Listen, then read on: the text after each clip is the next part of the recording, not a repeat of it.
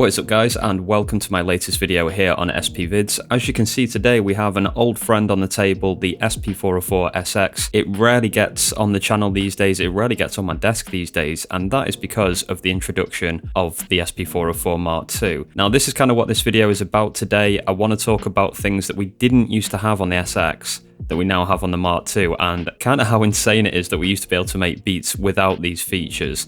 So I'm going to be mentioning 5, I think, in total. There's obviously loads more as well, so if there's any that you think are really important and I haven't mentioned in this video, I probably am aware of them, but definitely leave them in the comments below as well, because other people may come to this video looking for comparisons between these two devices, so I'm sure it'll be helpful. Another thing to note before I start is that I appreciate people still make beats on these devices, the SX and the 404A as well, essentially the same box, just different colours. Shout out to you guys if you're still plugging away making beats on this device. Since having the Mark II, I just can't go back to the SX. I have tried and it's just so painful. So yeah, this is kind of redundant for me really as a device now, but I'll never let go of this one because it's got so much history with this channel and it's the whole reason I'm here. So I love the SX, but it just doesn't get any use anymore. One final thing before we start, I'm just going to cover this screen because I can't stop these two screens from flickering on the same camera. They must have different refresh rates or whatever it is.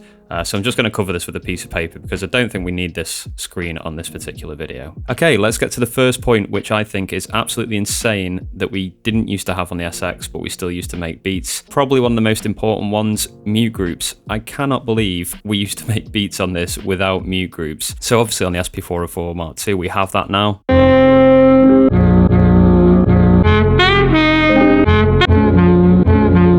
We're free to play around with those and get our chops sounding buttery smooth. Now with the SX we didn't have that, so if I turn on external source here, if we wanted sample chops we'd have to do something like this.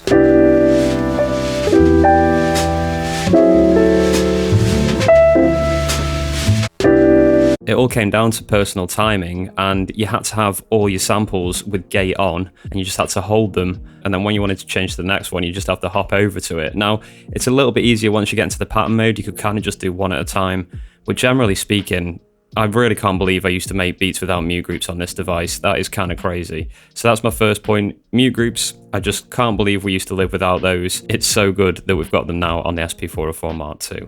Okay, the second point, and it's to do with the MFX. Now, back in the day, I cannot believe we were basically only able to use one effects at a time without having to resample. On the SP404 Mark II now, we can have up to 4 stacked at the same time. I just can't believe how much time I must have wasted resampling and adding effects to samples on this device compared to how quickly we can now do it on the SP404 Mark II. A lot of sleepless nights up late doing that with this device, I can remember. So yeah, the only combination I can think of where you can have more than one effect is the combination of using the lo-fi button, which we have here. I'm not sure if you'll be able to see this on this particular video because the lights on these buttons are very faint. But you could have the lo-fi button on for each individual pad, and then you could use an effects as well. So that is the only real way you could have more than one effects on a particular pad. With the SP404 Mark II, obviously we have the whole bus area, so you should be able to see on the screen here, my route at the moment is bus 1 through into bus 2, then to 3, and then to 4. You can obviously change that to have them stacked like this if you wanted to, series and parallel. So if you have them in this setup, you can have up to 4. You can see on my bus 3 and 4, I've got 2 compressors, and then, yeah, obviously on the other buses, I'm free to add whatever I want on those. So this is such a huge time saver, really, being able to have up to 4 MFX at the same time, all stacked up, and then you could just resample that onto a new pad, and you've got a sample with 4 effects on. On the SX, we're having to go through. We'd have to add that, then resample it again with something else.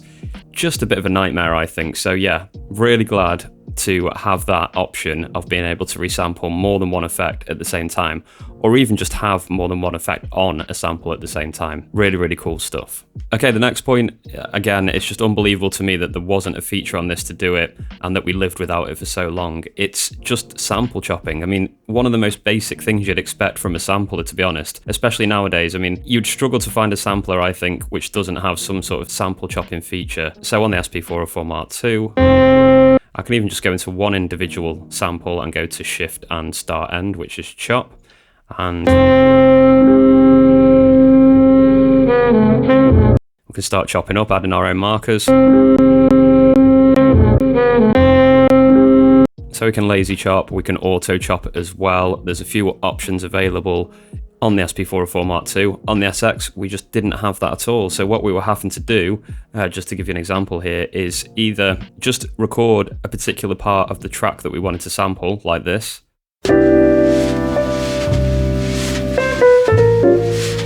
Something like that. Or there was an old chopping technique where basically you would record a long sample in, and then you'd keep copying it to pads next to it and changing the start point. So hopefully you can imagine if you've got a sample that's this long, then you have a start point here that'll play, and then you copy it to the second pad, you move the start point to here and it plays from that point. You copy it again to the third pad, you move the start point. It's a very tedious process basically. It does work, but it's tedious.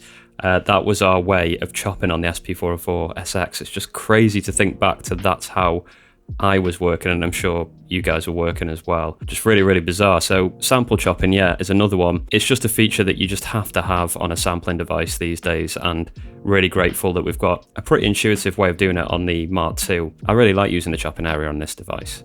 Okay, the next point is about project swapping. On this device, it is so slow. It's unbelievable compared to the Mark II, and it can be a real workflow killer on this device. So we have something called backup load and backup save on this device.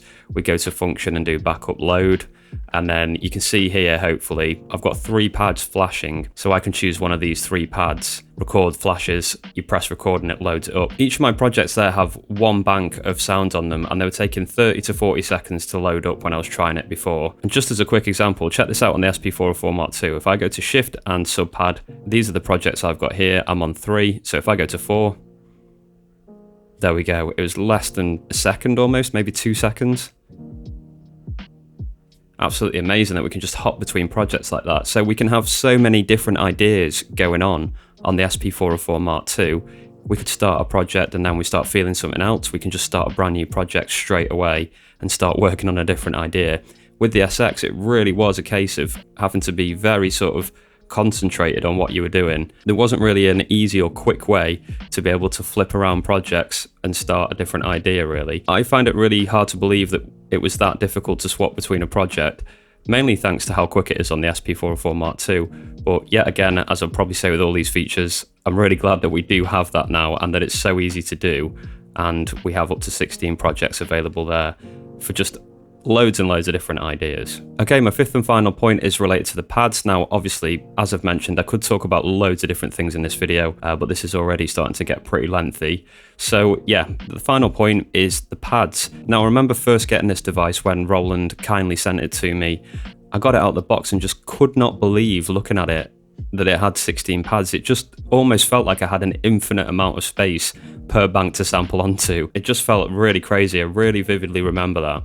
And at the time that I got this device, I was still having to put videos out about the SX because I wasn't allowed to talk about this yet. So I was flip-flopping between these two devices. I would go from the SX to the Mark II and be like, wow, I can't believe I've got this much space, which was really cool. But then I was having to go back and just thinking, I cannot believe how claustrophobic it is on these banks with only 12 pads. Now, some of you may say that 12 is enough, and that's fair enough. I was just about able to make beats with 12 pads. That's how I do it on a sort of per bank basis. Moving over to the Mark II and having 16, to me that just opened up a whole new world. Even though it's only 4 more pads, I just feel like it gives you so much more room to be able to make beats with. So 16 pads for me, coming from a kind of MPC background as well, that was kind of the norm. So to be put onto 12 was a bit weird when I first got the SX. So to finally get the 16 on the Mark II was just massive for me. And yeah, 16 pads for me is like the perfect amount for making one beat. I've got 2 rows for my chops, I've got a row for drums, and then I've got 4 free basically to put whatever I want on, whether that's a bass stab or a guitar stab or an effects or a vocal, you know, a vocal stab, something like that. For me, that's just a real perfect amount. So yeah, kind of baffling to me. Again, I find it really crazy that we were all struggling along with just 12 pads per bank. I mean, shout out to the 303 users, you were struggling along with 8. So yeah, to get a new row, I'm sure for you was pretty cool when the 4040G came out. But yeah, moving up from 12 to 16, to me that was huge, just so helpful, and I really can't believe I used to just deal with 12 pads in a bank. So that is it for this one, guys. Kind of a whistle-stop tour of some of the features, and yeah, like I keep saying in this video, I really can't believe how much I struggled personally with this device making beats. I was still able to, but it was such a labour of love, and the Mark II has just been an incredible upgrade, really, when you think about it. I absolutely love the Mark II. I know some of you don't particularly like it. People have left comments saying they bought this and sold it and went back to the SX. So yeah, I guess it's personal opinion, really, but to me, yeah, there's no chance I could go back to this workflow again. It would feel like pulling teeth, basically. So a lot of love for the SX because of the history of me and the channel, but the Mark II is the one for me now. So like I mentioned, leave it in the comments below if you've got any big ones which you think I should have mentioned. The screen's probably one. There's loads of others probably, but yeah, let me know. I look forward to reading those, and I'll be back with another video very, very soon.